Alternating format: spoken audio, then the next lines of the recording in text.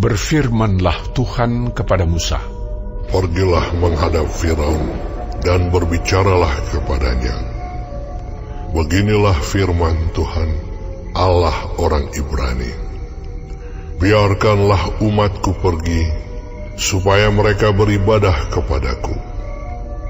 Sebab jika engkau menolak membiarkan mereka pergi dan masih menahan mereka, maka ternakmu yang ada di padang, kuda, keledai, unta, lembu sapi, dan kambing domba, akan kena tulah Tuhan, yakni kena penyakit sampar yang dahsyat. Dan Tuhan akan membuat perbedaan antara ternak orang Israel dan ternak orang Mesir, sehingga tidak ada yang akan mati seekor pun dari segala ternak orang Israel." Selanjutnya Tuhan menentukan waktunya. Firman-Nya, "Besoklah Tuhan akan melakukan hal itu di negeri ini." Dan Tuhan melakukan hal itu keesokan harinya. Segala ternak orang Mesir itu mati, tetapi dari ternak orang Israel tidak ada seekor pun yang mati. Lalu Firaun menyuruh orang ke sana, dan sesungguhnya lah dari ternak orang Israel tidak ada seekor pun yang mati. Tetapi Firaun tetap berkeras hati dan tidak mau membiarkan bangsa itu pergi. Berfirmanlah Tuhan kepada Musa dan Harun, "Ambillah jelaga dari dapur peleburan serangkup penuh, dan Musa harus menghamburkannya ke udara di depan mata Firaun. Maka jelaga itu akan menjadi debu meliputi seluruh tanah Mesir, dan akan menjadikan barah yang memecah sebagai gelembung pada manusia dan binatang di seluruh tanah Mesir." Lalu mereka mengambil jelaga dari dapur peleburan dan berdiri di depan Firaun. Kemudian Musa menghamburkannya ke udara, maka terjadilah barah yang memecah sebagai gelembung pada manusia dan binatang, sehingga ahli-ahli itu tidak dapat tetap berdiri di depan Musa karena barah-barah itu. Sebab ahli-ahli itu pun juga kena bara sama seperti semua orang Mesir. Tetapi Tuhan mengeraskan hati Firaun, sehingga ia tidak mendengarkan mereka, seperti yang telah difirmankan Tuhan kepada Musa. Berfirmanlah Tuhan kepada Musa, "Bangunlah pagi-pagi dan berdirilah menantikan Firaun dan katakan kepadanya, beginilah firman Tuhan, Allah orang Ibrani. Biarkanlah umatku pergi, supaya mereka beribadah kepadaku. Sebab sekali ini aku akan melepaskan segala tulahku terhadap engkau sendiri, terhadap pegawai-pegawaimu dan terhadap rakyatmu, dengan maksud supaya engkau mengetahui bahwa tidak ada yang seperti aku di seluruh bumi. Bukankah sudah lama aku dapat mengacungkan tanganku untuk membunuh engkau dan rakyatmu dengan penyakit sampar, sehingga engkau terhapus dari atas bumi? Akan tetapi, inilah sebabnya aku membiarkan engkau hidup, yakni supaya memperlihatkan kepadamu kekuatanku, dan supaya namaku dimasyurkan di seluruh bumi. Engkau masih selalu menghalangi umatku, sehingga engkau tidak membiarkan mereka pergi.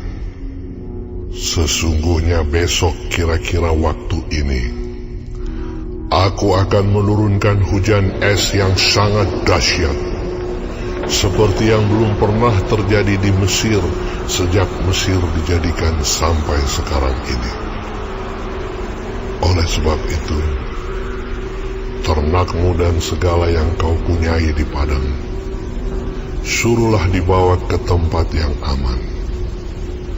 Semua orang dan segala hewan yang ada di padang dan tidak pulang berkumpul ke rumah akan ditimpa oleh hujan es itu sehingga mati. Maka siapa di antara para pegawai Firaun yang takut kepada firman Tuhan menyuruh hamba-hambanya serta ternaknya lari ke rumah, tetapi siapa yang tidak mengindahkan firman Tuhan meninggalkan hamba-hambanya serta ternaknya di padang.